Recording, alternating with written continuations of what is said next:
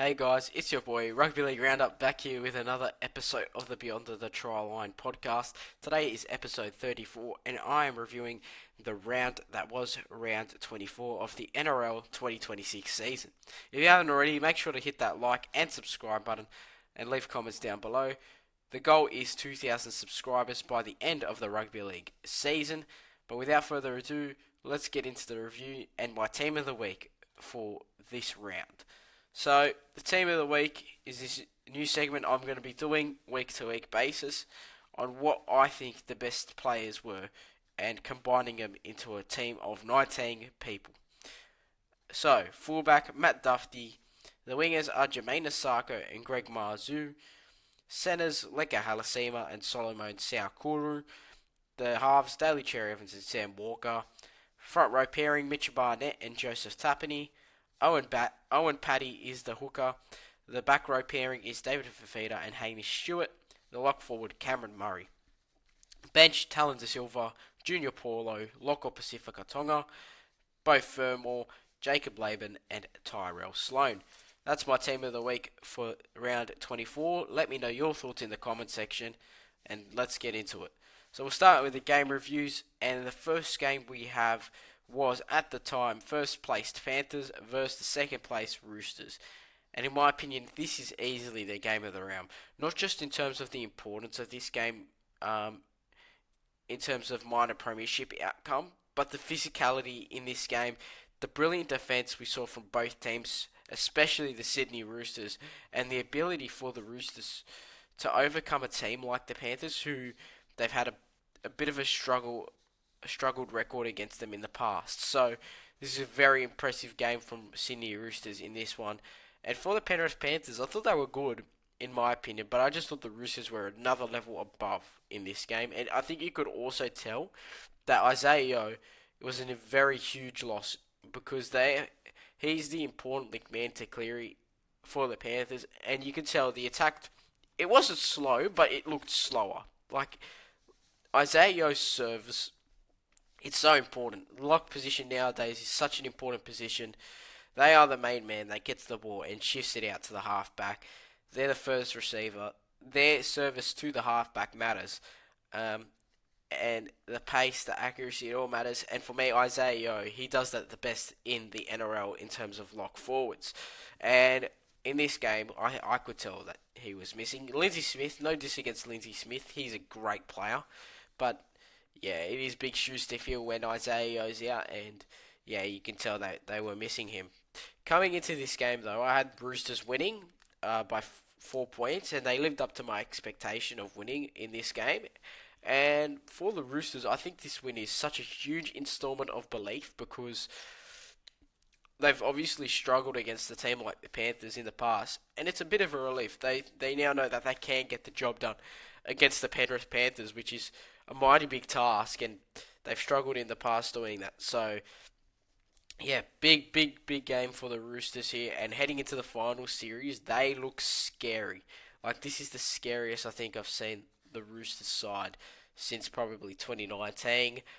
Yeah, this is the likeliest they've looked since Penrith's reign of terror in the NRL. For some people, this game may have been an upset, but I expected it, and I really think that the Roosters can win the grand final this year.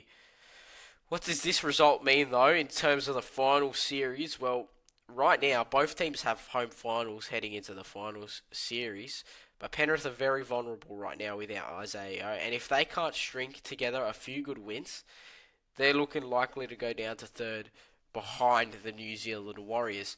And if you're in the finals, you do not want to be playing New Zealand Warriors in New Zealand because it is an absolute. It's a scary task. I think it's the scariest stadium to play at. I would never want to play at Mount Smart Stadium. The Warriors fans, they're right in your face. They're there the whole game.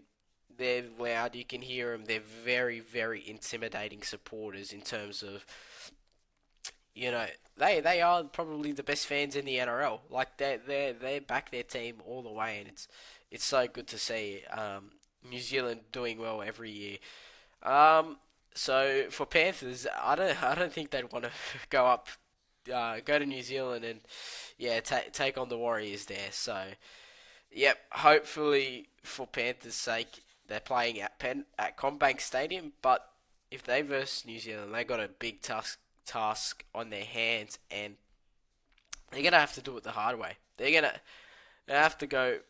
They probably will have to go for 4 weeks to try and make that grand final if they take on the Warriors in New Zealand. But the story of this game, or the main takeaway for me, was the Roosters attacking the Panthers with their defence. The Roosters' goal line defence was the best I've seen since the 2019 season. This is probably one of the best displays I've ever seen from the Roosters in terms of defensive masterclass. Panthers, this is a stat here, Panthers got tackled 50 times in the Roosters 20, which shows me how tough and resilient the Sydney Roosters were on Thursday night. And no, the attack wasn't one out hits from Panthers. They were throwing plenty of shape at the Chooks, and I thought they handled it bloody brilliantly in this game. For match rating, though, I'm going to give it a 10 out of 10. If you haven't watched this game, please do yourself a favour and go watch this game, because you could look at this result on your phone and say, oh, okay, it was a defensive game, not high scoring, probably a lot of errors, won't be interesting, but it was opposite. It was very interesting, very intense, and in my opinion, had lots of grand final feels written all over this game. Man of the match, though, one player I can only choose in this game for man of the match, and it's 373 game NRL veteran Daly Cherry Evans. This is one of the best games I've ever seen him play in a Roosters jersey. The way he and Sam Walker controlled this game was brilliant. But if it wasn't for DCE, I don't even think Sam Walker grows into the halfback he is right now at this moment in time. Daly Cherry Evans, man of the match, doesn't really need much explanation. I mean, he did win the game for him with 2 tries. But I will tell you also these stats. 9 runs for 83 metres, 2 line breaks, 1 line break assist, 343 kick metres, 32 tackles, and 2 tries, with one of those tries winning the most important game of the season, or of the regular season, for the Roosters. He's done exactly what's been asked for him, and I really think he can deliver the NRL Premiership to the Sydney Roosters come the end of the 2026 NRL season. So yeah, man of the match, easily DCE. Let's move on now to Friday 6pm at Foz Pines Park, or Foz Pines Park, whatever you want to call it, where Sea Eagles took on the Dolphins, and this season goes from a little bit bad to worse for the Manly Warringah Sea Eagles. Before their fixture against the Eels about 2 months back now, they were genuinely looking like they were going to make the top 4. And since that game against Parramatta, I hate to be harsh, but Eagles have looked like the team they were when they had Seabold coaching them in the first 4 weeks of the season.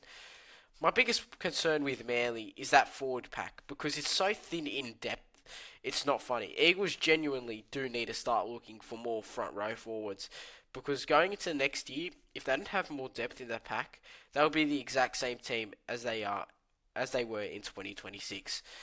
Eagles have Simeone Laiafi, who's going to be a great player and has got a big future, but he's only 8 games into his NRL career, and you just can't depend on him to save your team and start for your team so early on. Like, he's so young. It is a big task for him. But Manly, it just shows Manly are in so much trouble with the forward pack. They had to go recruit Fletcher Baker about 3 weeks ago, because of the thin depth of the forwards, and he's not the player that's gonna get you 100 plus meters, dent the line for you, and he won't add lots of punch. But I think they just needed forwards, because they don't have enough anywhere near enough numbers, and they lost Paseka, which is bloody huge. So yeah, unfortunately, Manly's forward depth is a bit thin. I think Nathan Brown's been good for him. He had a good game against the Dolphins, 120 plus metres, 40 tackles. Yeah, so he played well, but it's just the depth in that forward pack. They need a big signing. For next year, though, for Manly, Davey Moale, he does have lots of potential, and he's heading to Eagles next year. But they have to get the best out of him, because he's only 23, and he's played about 80 first grade games, we haven't seen his best football yet. So I think Eagles are going to need him to absolutely kill it. Paseka is also a beast, but he has some injury risk over the past 2 seasons.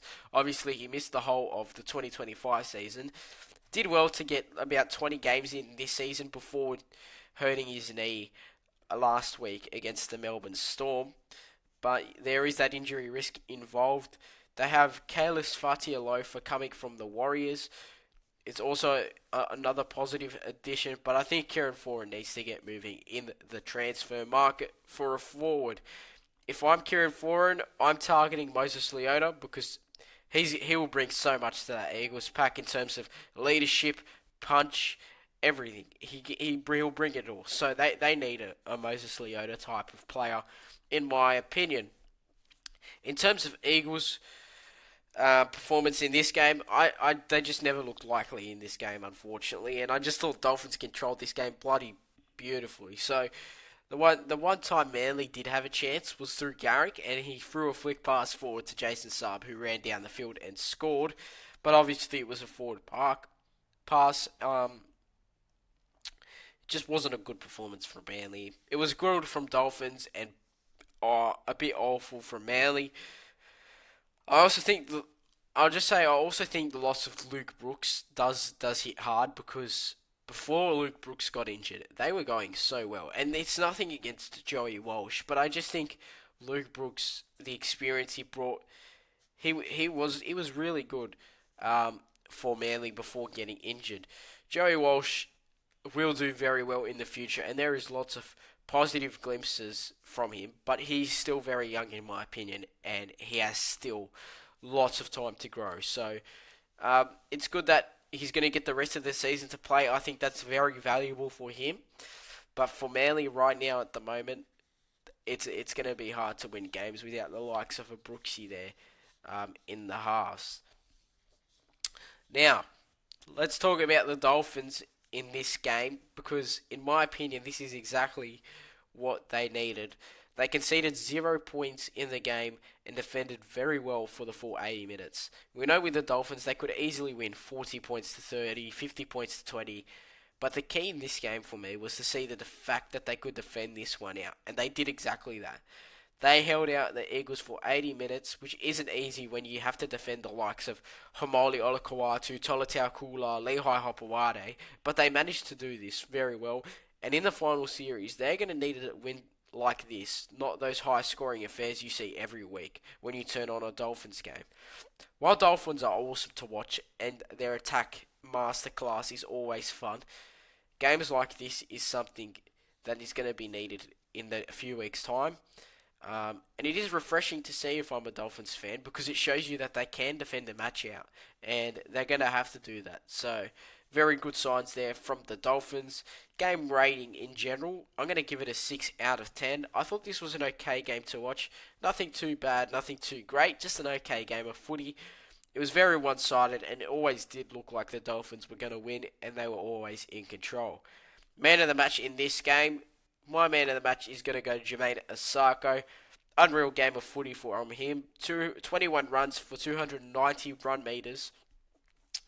2 line breaks, 1 try assist, 1 try, and he had a massive influence in terms of the result of this match. And he's going to be a big loss when he leaves for the Melbourne Storm next year. He also hit a milestone record on the weekend, breaking the record for quickest player to 1,000 club points. He scored 1,000 points for Dolphins in 93 games, which is just an outstanding achievement, and he deserves big raps for that. So congrats to Jermaine Asako on being the fastest player to 1,000 club points in NRL history.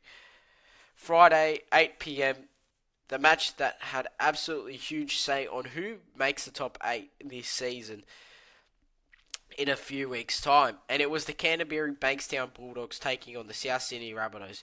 And while the Bulldogs were strong for the first 10 to 15 minutes, and 2 try savers from the Rabbitohs, Cameron Murray and Jack Wyden, holding 2 plays up over the try line, completely changed the momentum of the game in my opinion. And because Bulldogs failed to put on about a 10 to 12 point lead in the first 15 minutes of the game, the Rabbitohs took control. That from that point onwards, Rabbitohs went on to score 2 tries in the first half through a Cody Walker grubber kick to Fafita and Alex Johnson's try in the corner. And in the second half, Rabbitohs continued that momentum, putting on another 3 tries to finish the Bulldogs off. And although Bulldogs snagged the try back at 18 points to 6, they couldn't bring this one back, and they didn't really look likely of coming back.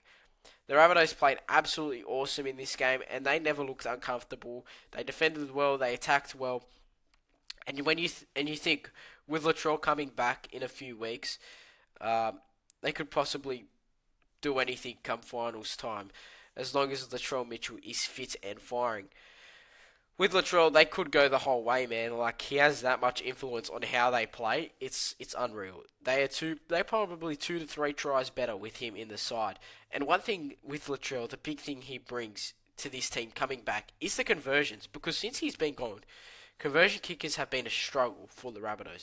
Jaden Sullivan 1 from 5 against the Bulldogs. Ashton Ward wasn't the greatest of goal kickers and hurt himself on a goal kick. So, yeah, that one was a bit of a unfortunate. But Latrell Siegewell, another one who he can goal kick, but then again, he sometimes won't make the first grade side when you have the likes of Tallis Duncan and Jack Wyden in the centres. So it's hard for him to break into the side, but he isn't a bad goal kicker. But goal kicking is South Sydney's most important thing heading into the finals, and I think having Latrell back will be very valuable to their conversions. In terms of Dogs, though, 4 from grace in my opinion, though, in this game. 2 losses in a row, but I think there's a huge difference in terms of the 2 losses. Against the Roosters, I thought they were just simply a little bit unlucky, and really probably should have beat the Roosters. They did lapse in concentration for the last 15 minutes, and a lot of momentum went towards the Roosters with some refereeing decisions in that game. But Bulldogs looked good for about 15 minutes in this game, and then Rabbitohs turned this game on its head, and there was no coming back from that point on. For the Bulldogs, though, from that point onwards, one thing that really is the biggest issue out of the Dogs is just the distractions from multiple media outlets, and I feel bad because there's not much the Dogs players can do about this except for try and ignore it and play without these distractions. But it's just been a bit hard with 360 and Channel 9. There's so much coverage about the Bulldogs, it's a little bit unfair.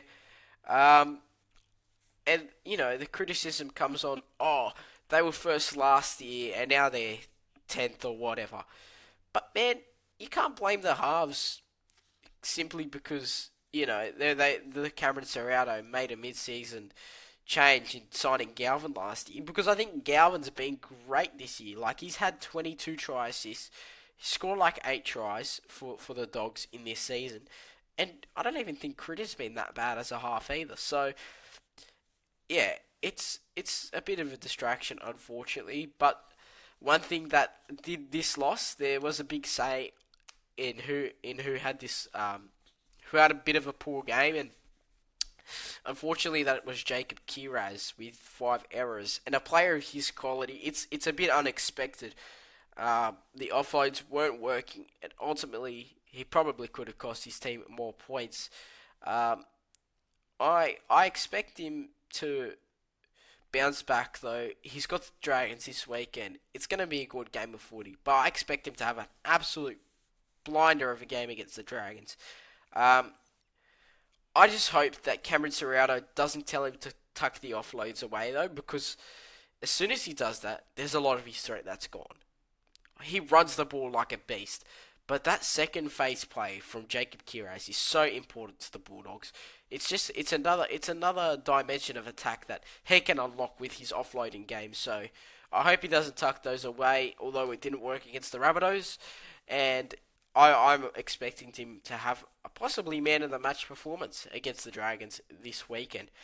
Game rating, I have this as 6 out of 10. I thought this was a solid sort of game. Another game that was just controlled brilliantly by the winning team, and the defensive display was good to watch. Man of the match for me in this one, you could argue for a couple of players, likes of Duffy, David Fafita, Cody Walker, Talis Duncan, all played very well. But for me, my man of the match is easily got to go to Cameron Murray. The try saver he made at the start of the game, and he set the standard for the Rabbitohs' performance in this one. Not not just in his stats, but with that play himself. But here is his stats for the game. He ran for 119 metres and he made 57 tackles and only missed 2. So he set a really high standards for his teammates and he did put a true captain's knock out there for the Bunnies on Friday night. Moving on now to Super Saturday, where we start with the banger of a 3pm matchup. The Sharks taking on the Canberra Raiders. And I had the Sharks winning this game, but unfortunately it wasn't to be. I'll start off with the big turning point in this game, and it was within the first 5 minutes where Braden Trindle, put a grubber in for himself and scores to put the Sharks up 6-0. But the big issue out of that try was obviously the injury of Trindle, possibly dislocating his shoulder. Now, as good as the Sharks team is, losing the most creative player in your team in terms of tries and try assists obviously wrecks your plans during the course of a game. I thought Hines and Brayley did well to try and bring their team their win during the course of this game, but unfortunately the loss of Braden Trindle was just too big in the end. I would like to point out, though, that they didn't have a backup half on the bench at all. They had to bring in Hohepa Puru, who is a lock hooker and can play in the middle. Now, during the course of the season, they've had Niwai Puru, his brother, on the bench as a backup in case an injury happens. But in this game, he wasn't even in the team and was playing at Henson Park for the Newtown Jets on the same day. For this week onwards, though, Niwai is in the side, and I think Sharks will respond very strongly after 2 losses in a row. Another piece of controversy in this game, though, was the fact that Ronaldo Mulatalo scored a supposed try. He looked like he grounded the ball on the line, but the bunker only showed the fans 2 angles of this, and it was hard to tell. But I'm sure if they had more angles than that, it looked like a try in real time. So, wish they would have shown us frames per second or something different where there's a different angle and you could see the ball better. But unfortunately, it wasn't to be in this game, and it's just unfortunate for the Sharks. Adam Fanua-Blake will also be a huge return coming back next week from suspension. He was another big loss in terms of this game as well. What he adds to the forward pack is absolutely huge. So, yeah, big loss there for that game. For Raiders, though, yeah, well, their chances are very slim of making the top 8 right now. But they still turn up every week, put in solid performances, and this game was another great performance from Ricky Stewart's lads. Ethan Strange and Ethan Sanders are getting better week by week, and young hooker, dummy half, Owen Paddy is getting better week by week as well, scoring a try in this game for the Raiders.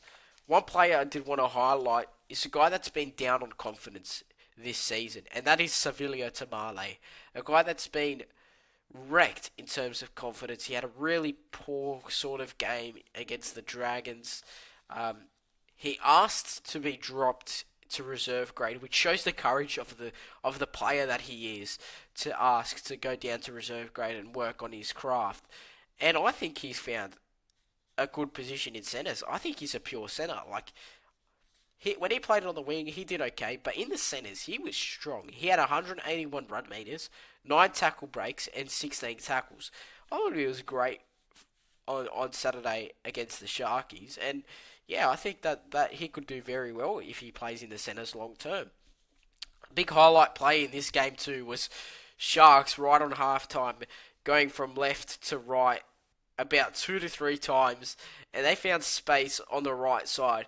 Thomas Hazelton created some space for the right side, shifted a ball over the top like a basketball pass or a shot, and gave it to the centre there, and centre shifted to Sione Katoa. Sione put a kick in, and it looked like it was going to be a try, but the determination and effort of the Raiders defence to get back, to force the dropout, instead of conceding a try right on half-time, was a real big positive of the Raiders' attitude, and it was just great footy from both teams all round.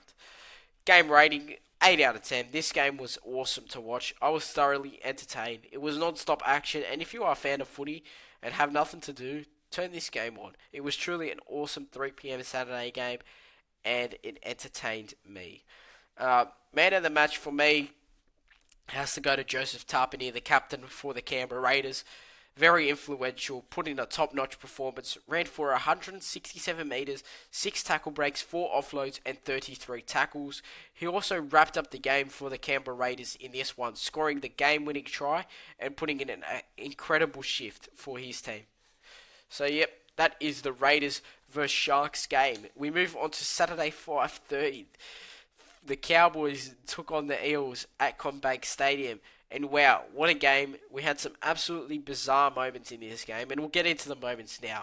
We start with kickoff, where Brian Kelly gets the ball off kickoff, goes to pass to Junior Paulo, throws a fake, and runs about 70 to 80 metres downfield, and gets tackled on first. It was one of the craziest kickoffs I've ever seen, and it's just one of the most bizarre things I've ever seen straight off a kickoff. We went on to see Helam Lukey get sin-binned. John Bateman set up a try with a crossfield kick and a flick pass from the centre, setting up Braden Burns. I think it would have been Zach Labour that threw the... Oh, no, it would have been Braden Burns that threw the flick pass for Tom Chester at the time. And, yeah, that was awesome to see. Then, a few minutes later... Junior Paulo throws a 30-metre cutout pass, which is probably the best pass I've ever seen from a front row forward in my lifetime. It was awesome, and after all this action here, it was tied up about 30 or with about 5 minutes to go. Mitchell Moses runs the ball, slips over, and gets a tap in the face. Eels take the 2 and win the game. Now, I'll be honest, it was a bit of a disgusting end to what wasn't an amazing game. A very big letdown in a moment like this. Sure, he got a bit of a hit in the face, but when you're slipping over, there's so much you can do. You can't really avoid that sort of contact. In my opinion, this was the wrong call. Moses slipped and lost the ball, and unfortunately copped a hit on the floor. So, you know, there's not much you can do. It was a super soft penalty. But I feel for Cowboys. It was very harsh, and you know it could cost them their final spot. What made me more mad though is the next day, Daniel Atkinson and Dylan Egan get hit in the head with force and then start bleeding from the contact. Yet no penalty was given at all. Sure, for the Daniel Atkinson hit there was an on report, but there was no penalty for either one of those hits.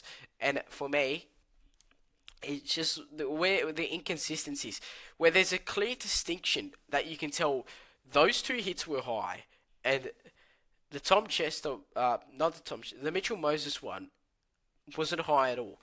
Like, he got hit on the ground, like he's in a slipping motion. There's not much the player can do. He can't really avoid that sort of contact. So, for me, just a bit of a shame. The inconsistencies, those sort of things that they can be fixed.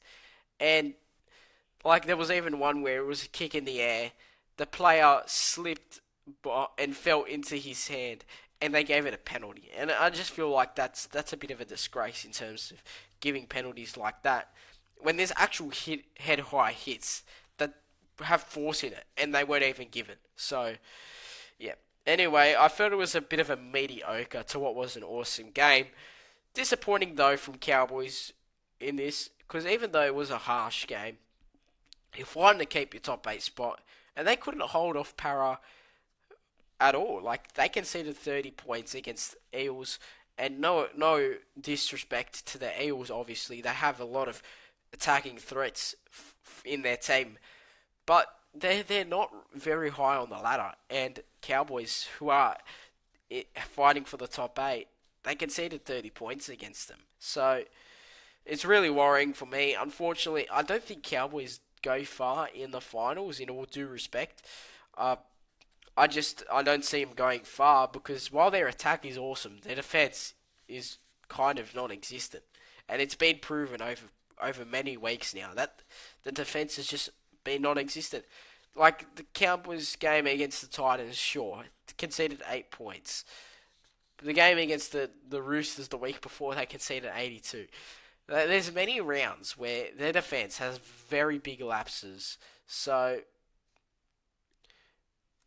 it's a bit unfortunate, and there's not much you can do. I'll just get up the results here for you, and it's not great for the Cowboys because 82-12, 32-30 against the Parramatta Eels, and um, let's just go back to round 21 before all that happened. 10 points against Broncos, but then again, Broncos are sitting 16th on the table. 36 points against Dolphins.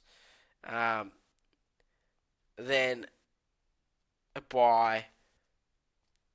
Then they concede 12 points against Panthers, which was impressive. 38 points against the Warriors. Yep, 38 points against Warriors. Then the bye again. 40 points Dolphins. 26 against the Raiders. 20 points against Rabbitohs. Yeah. 33 points against Parramatta in Townsville. So they lost to Parramatta twice, unfortunately. They do seem to struggle against Parramatta. But the defence, they have had some good defensive displays, like against the Roosters and the Broncos, but it was only the first time against the Roosters, not the second time. They conceded 12 points the first time. Second time was 82. So, yeah, it's very worrying, the defensive side of the game for the North Queensland Cowboys. For me, Cowboys will still make the 8, in my opinion. They're gonna have to lose 2 or more games to miss the finals, and I don't think they'll do that. Eels, on the other hand, it's been a tough sort of season, but we are seeing many green shoots coming out of the Parramatta side, which is good to see. The likes of Jordan Samrani, Taylor De Silva, Saxon Pryke are all good young players who have great futures at Parramatta. I would also mention Apatwaddle, but he is off to Perth next year. I felt this was also Mitchell Moses' best game of the season. He stood up big time on Saturday night, setting up a few tries and leading Parra to victory. But he wasn't my man of the match. My man of the match was Brian Kelly, who delivered big for the Parramatta Eels. He set the tone from the kickoff, obviously, with that unreal run. And he had an unreal game, finishing the 80-minute performance with 243 run meters, 1 line break, 1 try assist, 8 tackle breaks, and I thought Brian Kelly was bloody outstanding in this game. In terms of this game rating, I had this at a 9 until the penalty that got blown for the high tackle. For me, that changed the rating, and I'm going to give it a 7 out of 10. Very solid, entertaining game of football, where it was all-out attacking masterclass from both teams, but the penalty did let me down a little bit. Saturday, 7:35, Warriors defeat the Broncos 40 points to 6, and what an absolute masterclass it was by the Warriors. Put on an absolute clinic, and Broncos did not look good at all.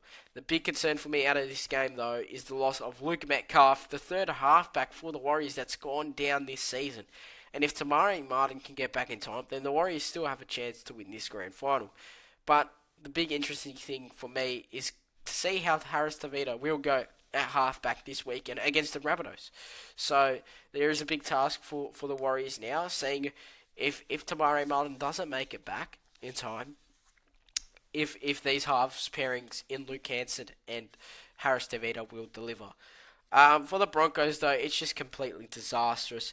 For the Brisbane side this year to go from grand final winners to sitting in 16th place and a small risk, not a big risk, of possibly winning the spoon.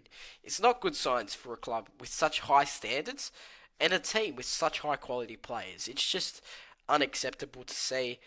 Game rating, 4 out of 10. It wasn't a good game of footy to watch, in my opinion. I didn't really enjoy this one all too much. For me, man of the match, though, I have to go Leka Halasima. This guy just gets better and better every week in a new position. 5 games into his career at centre. 5 tackle breaks, 1 try, 130 metres, 1 line break, and 14 tackles. Truly such an outstanding performance for a guy who's only very new to the centre position. Sunday 2 p.m. now, the Knights taking on the Gold Coast Titans, and this was a high-scoring clash. Knights did well, and I thought this was a fun Sunday 2 p.m. game. Knights handled the Titans pretty comfortably, in my opinion. It was 36-14 with 5 minutes to go, and Titans scored two consolation tries in the last 5 minutes. Titans had some cool positives in this game. Beau Fermor hitting some of his best form, scoring two tries for the Titans and showing some old form that hasn't been seen in a bit. I also thought Lockie Ilias played well, 3 try assists and a try to his name. Not quite enough though for the Gold Coast Titans, couldn't get the job done, but there is some cool positives in this sort of game. For Knights though, very good attack in this one. Dane Gagai was strong until he went off with injury, but the attack was awesome in general. Some defence concerns and lapses, but I think Knights can fix that up. Holbrook is in the running for Coach of the Year for a reason, and I think he's done a magnificent job at Newcastle this season and deserves absolutely all the credit. Marzu, Ponga, Fletcher Hunt all had big games for Knights, and they aren't even in my man of the match for this one. So, a lot of big games from some Newcastle players here. But man of the match in this game is going to go to Fletcher Sharp, who ran 178 metres, scored 2 tries, 1 line break, 7 tackle breaks, and 18 tackles. Outstanding performance from the young 5'8", and for such a young player in the NRL, his try scoring rate is outstanding, scoring 34 tries in 46 NRL games. Game rating 6 out of 10. This was a solid match. A lot of attack, not much defense involved, but it was very entertaining to watch in my opinion. So I'll give it a 6 out of 10 in this game. Last game of the round, it's my boys, the St. George Illawarra Dragons, who defeat the West Tigers 24 points to 22. And wow, what an absolute game this was in my opinion, and a lot of fans were expecting this to be a bit of a poo slinger of a game in terms of these two teams are really haven't had good years in terms of results. Unfortunately, it just hasn't gone their way. But they put in an absolute decent game on Sunday 4 p.m. And I'll be honest, I'm just happy my lads came away with 2 points and 2 wins in a row for the first time in about 12 months. I think the Dragons are starting to put together some really entertaining football to watch. We are gritty, we're tough. We need some more quality, but that will come next year. I want to highlight one player who in particular changed our shape and attack in this side, and that is young number 6, Lycan King Togia. Lycan, he's straightened our attack completely and added some much needed points to our side that didn't have great attack at all. So, yeah, Lycan King Togia was huge. And since the Titans game, his defense has also been incredible. He's tackling at 91.6% tackle efficiency, which is incredibly consistent and awesome to watch. Something he's also done very well is unlock Hamish Stewart. Hamish Stewart has become 10 times better, which is incredible because he was already a beast before that. But since LKT's come in the side, he's unlocked Hamish Stewart and he's straightened up that side of the field. So LKT unlocking these weapons in our side, I just wanted to highlight it because he's been incredibly influential, and I just don't think people have been highlighting that enough. I do want to highlight something from the Tigers though before I get back to my Dragons, and that was the debut of Solomon Saukuru. Had one of the best, not the best maybe, but he had a good debut against the Dragons. He had a bit of a bad moment in defence where he let Sully through, but he honestly responded very well, scoring 2 tries, and in my opinion, he's earned his position in that centre spot for the rest of the season in the Tigers team.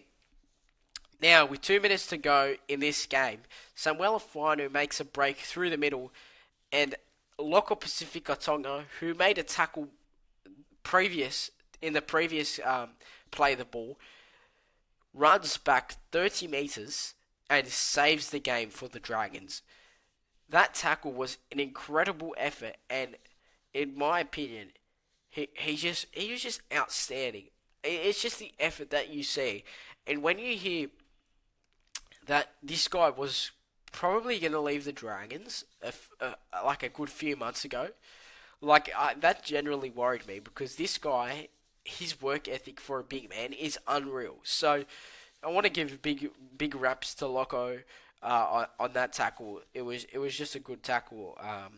And he's been playing absolutely incredibly for Dean Young. So glad we've got him locked up at the Dragons for the next few years. Game rating 7 out of 10.